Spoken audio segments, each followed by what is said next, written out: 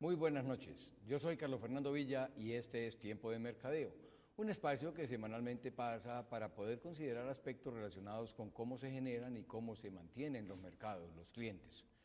Para esta noche tengo un invitado muy especial con quien quiero hablar sobre algo que necesita mercadeo y que muchos de mercadeo, la verdad, no han entendido y han perdido. El liderazgo que tiene que existir, porque como decía Peter Drucker y como dijo Ted Levitt toda la vida, como dijeron ellos toda la vida, mercadeo es como el director de orquesta. Y él es un hombre también que está muy relacionado con orquestas. Carlos Alberto Sánchez Moreno, un experto en preparación o en formación y capacitación de vendedores y que ahora también está especializado en la formación de líderes y en la generación de actividades de liderazgo. Carlos, buenas noches, bienvenido. Mi querido doctor Carlos Fernando, ¿cómo estamos? Pues hombre, no tan calvo como vos, pero aquí vamos. Es una discusión que tenemos usted y yo desde hace 30 años y yo creo que la diferencia vos sos líder es que en calvicie. Usted si hace rayitos, yo los conservo naturales. Esa es Vos la sos líder de calvo, entonces a ver, vemos ahí que es un líder pues. Hoy en día, porque es que... Buena idea, que el calvo más reconocido me vas ganando, el de Teleantioquia con su programa de Tiempo de Mercadeo, tú. O sea que realmente el líder indudablemente va adelante. Va adelante. Esa es la realidad. Ajá, bueno, pero entonces ¿cómo podríamos, o a qué se puede deber esa falta de liderazgo que hay hoy en día en mercadeo, que ha hecho que, pues hombre, entre la industria, la empresa, el comercio, a un estado de nerviosismo con el TLC y todo esto que estamos viviendo? ¿Hay falta de liderazgo? ¿Hay liderazgo suficiente? ¿Qué es lo que está pasando? Mira, yo creo que el liderazgo per se, todo el mundo lo tiene. Es que todos somos líderes en algo. En alguna cosa. Y puede que sea uno líder aquí, pero en la casa no. O en la familia no. En la casa uno siempre es seguidor. Claro. O sea, hay otro líder siempre. Pero la realidad es que tú vienes desde mercadeo, ensamblas cosas muy buenas, haces unas campañas espectaculares y eso llega a un departamento comercial. Y ese departamento comercial tiene usualmente un gerente de ventas o un director de ventas o un vicepresidente comercial, según sea el tamaño de la compañía, que enfoca todas sus energías en que hay que cumplir el presupuesto de este mes y que hay que estar haciendo cosas tan importantes como viajar, que lo vean a uno en la sala VIP, ¿cierto? Un poco de cosas. Y nos olvidamos que hay un equipo humano que es el que tiene que volver seria y cierta y real una estrategia de mercadeo.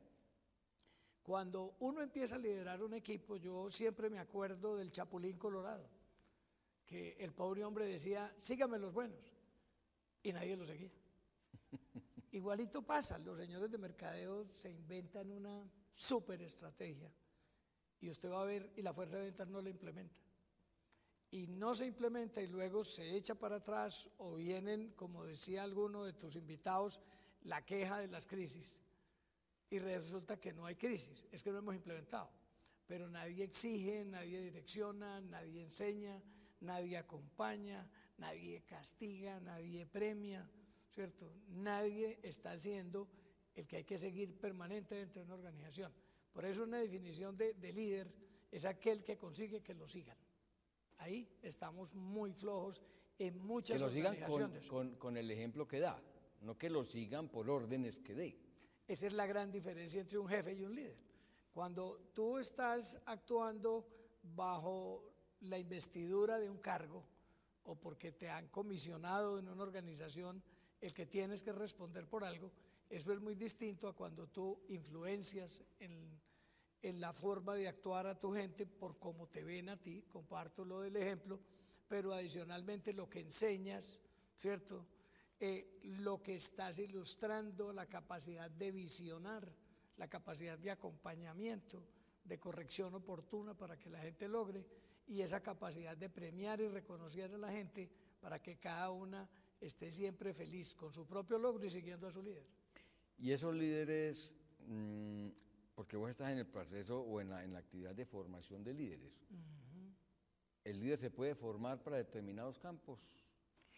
Mira, dentro de las múltiples, yo sé que el espacio pues en el programa es limitado, pero uno vive oyendo y leyendo N teorías alrededor del liderazgo, inclusive quienes estudiamos administración, cuando tuvimos nuestra primera cátedra de administración, nos hablaban de Taylor y Fayol, Claro. y empezaban a hablar de que a los seres humanos hay que darles rejo para que trabajen, y por el contrario, otros decían, no, somos muy buena gente y lo que hay es que darles palmaditas en la espalda, ellos viven felices y hacen todo De solos. esos años, que ahora que hablas de Taylor, yo me acuerdo de un libro de Douglas McGregor, El lado humano de la empresa o el lado humano de las organizaciones, precisamente que contradecía un poco eso. Y eso llevó precisamente a que empezaron a aparecer una serie de evoluciones. Y en esas evoluciones se llegaron a niveles que uno diría que todos los psicólogos se metieron en el cuento, pero todos estaban soportados en Taylor y Fayol. Nuestro común admirado don Peter Drucker siempre hablaba que era la teoría base para poder ser líder, así no hubieras nacido líder. Y una de las cosas que uno encuentra es que las dos teorías van abriendo unos líderes que son muy orientados a la tarea y unos líderes que son muy orientados a la relación. El gran problema es que la una sin la otra no es productiva, no se puede dar, claro. ¿cierto? Entonces aparece por ahí, creo que es Madnar, en los años 70, con una teoría que se llamó liderazgo situacional, que le agregaban a ese comportamiento relacional o de tarea, le agregaban un elemento que era la madurez de las personas que ejecutaban una tarea, y como madurez definían la capacidad de un empleado para realizar un trabajo de manera perfecta, continua, repetitiva, siempre bien, sin necesidad de supervisión. Entonces, eso muestra que los seres humanos podemos ser muy maduros para ejecutar una determinada tarea, y en ese proceso el líder puede ser relacional. Pero cuando somos inmaduros en la ejecución de una tarea, el líder tiene que irse totalmente a la tarea hasta que tú lo superes. Pero en esa ciclotimia, entonces yo mejoro una y desmejoro la otra. ¿Y será eso lo que le ha pasado al mercadeo en el medio nuestro? Porque fíjate que, hombre, el mercadeo apareció en las cátedras universitarias a principios de la década de los años 60, a finales de los años 50, si mal no estoy, y pues hombre, ya llevamos más de 50 años y todavía muchísimas empresas colombianas dicen, yo no necesito mercadeo, y todavía mercadeo sigue siendo algo que no entienden muchos y no quieren entender, en mi concepto, otros. ¿Será por eso que ha faltado ese liderazgo mercadológico? Mira, Carlos, ahí se arma un fenómeno simpático. Yo lo he alegado desde hace 40 años con mis alumnos en la cátedra de gerencia de ventas o de estrategia de ventas, que a mí me ha impactado con la cantidad de profesionales que salen cada año como especialistas en mercadeo. Pero Carlos, espérame, te termino esa idea, que es interesante. Déjala más bien, porque es que voy a mostrar un líder, sé de que qué es me un vas a líder hablar. en la hotelería en Antioquia y en Colombia, que es el Hotel Dan Carton. El Hotel Dan Carton Medellín es un verdadero líder, es un líder en todos los campos, y por eso tiene programas para nuestra gente aquí en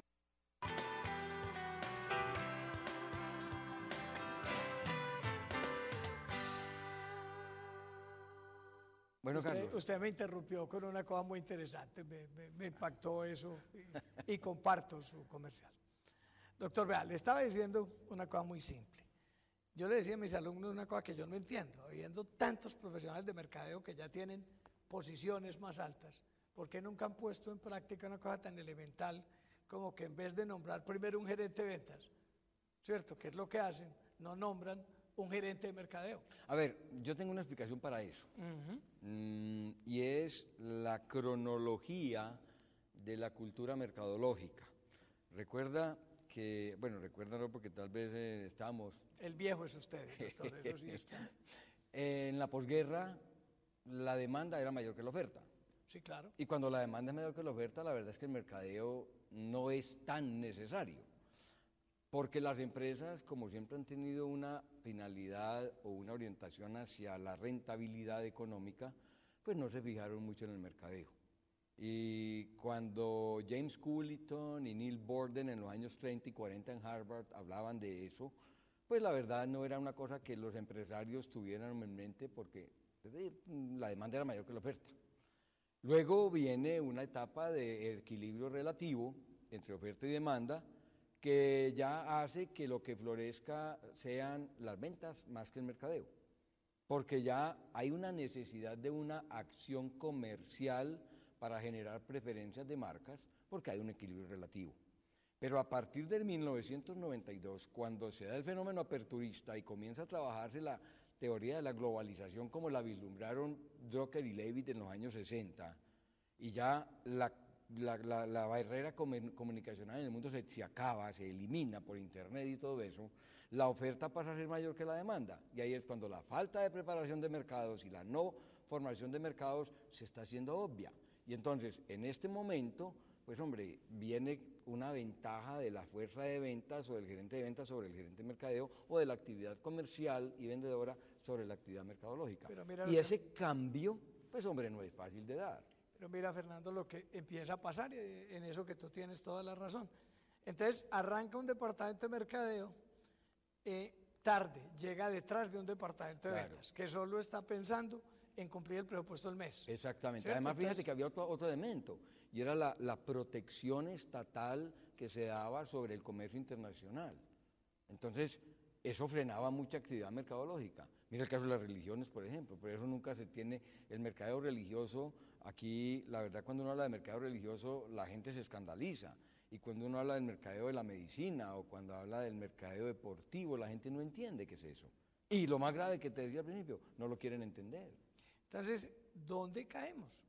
Resulta que si cualquier organización está pensando en el cliente, en el consumidor, ¿cierto?, en la necesidad de ese cliente, hay un área que se tiene que volver líder, mercadeo. Claro. ¿Cierto? Que fue lo que dijo Drucker toda la vida, desde el 54. Y entonces, mercadeo entra en conflicto con ventas. Gran problema. Se vuelven dos repúblicas independientes, cada uno También buscando, lo dijo Drucker, cuando dijo que mercado y ventas muchas veces eran antagónicos.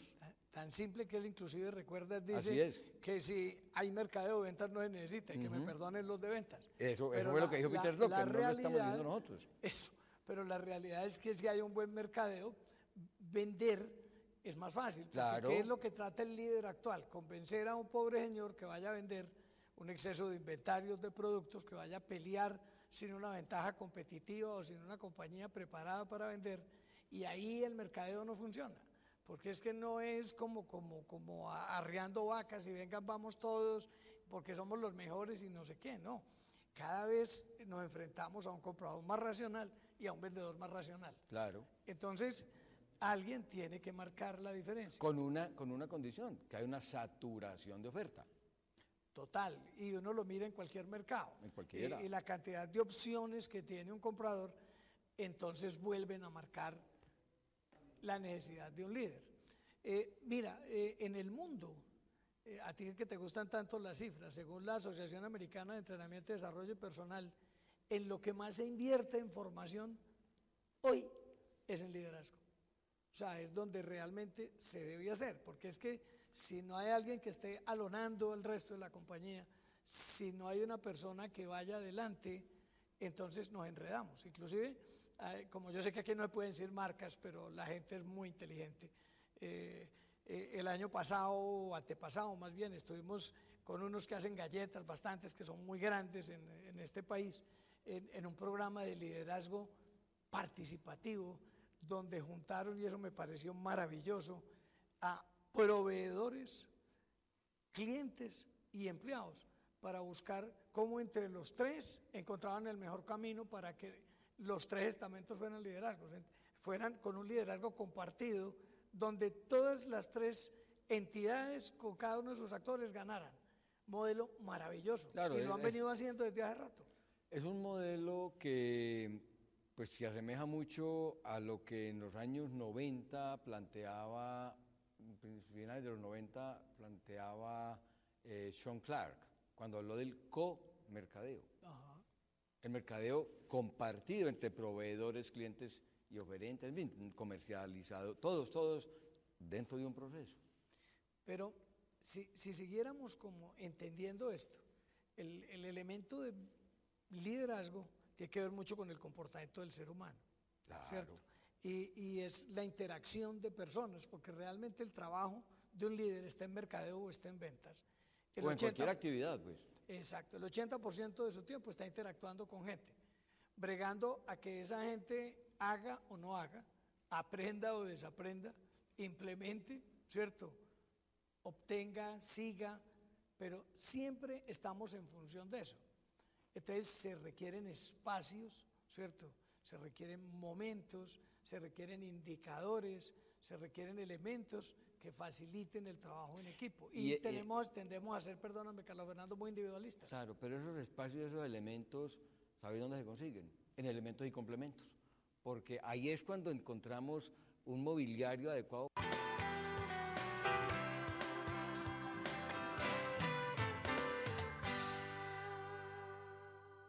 Sánchez, te interrumpí para decirle a la gente y recordarles que elementos y complementos generan sus tiempos y espacios. Que habíamos dejado pues la idea prácticamente recogida hasta ese punto.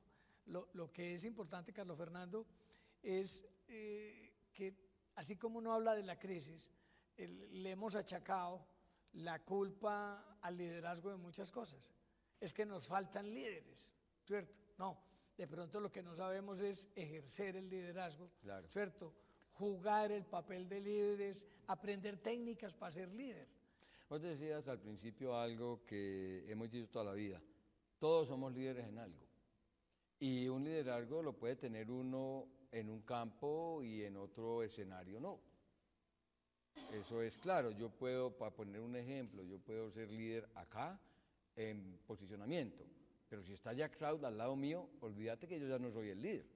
Me desplaza en el momento en que él esté ahí. Clarísimo. Porque él, mientras no esté, puedo serlo, pero ya estando con él, ya yo pierdo toda la actividad de liderazgo en ese campo. Ya pasa él a relevarme a mí. Y eso es una de las cosas complejas, es que, y lo ve uno con sus hijos cuando están pequeñitos, hay una competencia por el liderazgo del papá y la mamá con el amiguito o el profesor, y uno dice que la compañía y no sé qué. El liderazgo es endeble, el liderazgo se pierde muy fácil. Claro. Tú empiezas a ser incoherente entre lo que dices y lo que practicas, ¿cierto? No comunicas. Tú no tienes una visión, tú no escuchas tu gente, tú no das opciones, tú no enseñas. Todos esos son asesinos del liderazgo, porque ¿en qué se va a basar la gente para seguirte a ti? Yo siempre he puesto un ejemplo religioso con todo el respeto y lo que nos enseñó Jesús del liderazgo fue bien interesante. Él escogió y seleccionó un equipo de 12 ejecutivos, ¿cierto? Los invitó a trabajar con él, les dijo que la cosa iba a ser compleja, que no les iba a pagar mucho, que iban a tener muchas dificultades, comida escasa, cero transporte, pero que si lo hacían bien, él les prometía que se perdía y volvía a aparecer, pero les cumplió. Entonces, se lo torció uno. Pero bueno. Y siempre nos va a pasar en los equipos, y usted como líder tiene que empezar a detectarlo. La parte grave es que el líder tiene que tomar decisiones. Claro. Entonces uno dice, este no es. Hay que hacerle una fiesta de despedida, cambiarle el goodwill por el goodbye, mirar si tiene salvación, buscar dónde lo podemos reubicar, pero demanda del líder que actúe. La gente está expectante a ver qué va a hacer el líder. Yo comparo siempre el mercadeo o el marketing, como lo quieran llamar, con un campeonato de fútbol o con una vuelta a Colombia. Todo lo que hacemos en el mercadeo y lo que hacemos en las actividades de la vida diaria son etapas. Y hoy podemos ganar la etapa y mañana la podemos perder. Hay un líder general de la clasificación general o que va de primero en el campeonato, pero ese líder no las gana todas. Tiene sus altibajos, tiene sus momentos de flaqueza, tiene todo. Eso también hay que entenderlo, Carlos. Y aquí creen que en el mercadeo el líder siempre va a estar de primero en todo. No, uno tiene categorías en las cuales puede ser líder, otras en las cuales no. Así en la clasificación general vaya de puntero. Pero es eso, uno no puede ser el rey de todo. No, pues si no existe ninguna compañía en el mundo. Ninguna. Que uno diga, es que es líder en todos los productos que tiene. Igualito te pasa. Hombre, tú tienes un grupo de 60 empleados. Ay, lideras muy bien a 54. Hay 6 que no caminan, o porque no entienden, o porque no quieren, o porque no pueden, o porque le faltan las competencias. Entonces, hombre, esa es una cosa que demanda humildad de parte del líder, pero del resto de líderes de una organización que lo entiendan también y que le empiecen a ayudar a resolver esas flaquezas que tienen de líder. Porque el líder, acuérdate, no está manejando máquinas ni procesos, ni cosas, está atendiendo talento, está hablando de los caprichos, los paradigmas, los vicios, los temores, los miedos de una cantidad de gente con la cual trabaja. Entonces, ese líder definitivamente tiene que ser multifacético y polifacético, tiene que estar con cada uno en todo el tiempo. Carlos, hemos hablado de líderes como personas, pero también hay liderazgos empresariales. Clarísimo. Entonces, los principios del líder de persona son perfectamente aplicables y son los mismos que el líder empresarial. Sí, Simplemente que los líderes empresariales se van a conformar o se van a dar en la medida que un conglomerado de seres humanos sepan manejar ese liderazgo. Y ese liderazgo va mucho con el tema que tú manejas muy bien. En el fondo, cuando tú estás posicionado, ¿cierto? Aquí, aquí o aquí, indudablemente estás marcando el liderazgo. Claro. El posicionamiento es para mí el sinónimo en mercadeo de liderazgo, y definitivamente las compañías, cuando ves, por ejemplo, la visión de una compañía, acá hay todas quieren ser líderes. Sí, todas tienen Y no dicen en qué. ser líderes en el año tal, Sí. las que más dicen en esto, pero es una cosa muy vaga. Exacto, es demasiado etéreo, y una de las cosas que tiene que ver claro es que uno tiene que definir en qué va a ser líder, y toda la organización tiene que trabajar en ese sentido. Y como alguien decía, es mejor ser un líder sólido en una cosa que no un segundón en 5 o en 10 o en 20. Es clarísimo. Porque ¿no? si no, no va a obtener un posicionamiento competitivo claro que lo vaya a ubicar en un sector como ese líder. Y en las propuestas de valor de las compañías, indudablemente ahí hay que buscar. Y cuando uno es capaz de encontrar una ventaja competitiva, está abriendo el camino para ser líder. Pero ¿cómo la va a sostener? Además que todo el mundo, aquí la mayoría de la gente piensa que debe ser líder macro. Y por eso decimos, hombre, y hay un dicho popular, que es mejor ser cabeza de ratón que cola, ¿cómo es la cosa? Que cola de león. Que cola de león. Y mucha gente aquí pues se considera que ese liderazgo tiene que ser macro, cuando muchas veces es mejor un liderazgo micro. Correcto, sobre todo que es más controlable y es más sostenible en el tiempo. Exactamente, y el bichito del crecimiento que ha afectado a muchas organizaciones da al traste con esos liderazgos muchas veces. Es cierto, porque indudablemente hay una ley física que en la medida en que tú abarcas más, apretas menos. Claro, entonces, la realidad es que uno es mucho más contundente cuando se concentra, y eso no significa que se frustren los deseos de crecer. Claro. Lo que hay es que armar estructuras y formas de trabajo que garanticen que cada cosa puede manejarse hasta donde lo permitan las capacidades. Porque nos acabó el tiempo hoy, la semana entrante hablaremos sobre otro tema, pero nos acabó el tiempo y hay dos principios de mercadeo práctico que a mí me parecen espectaculares, y es que nunca se llega a la meta final. Y en segundo lugar hay un principio que se llama el principio del para qué más.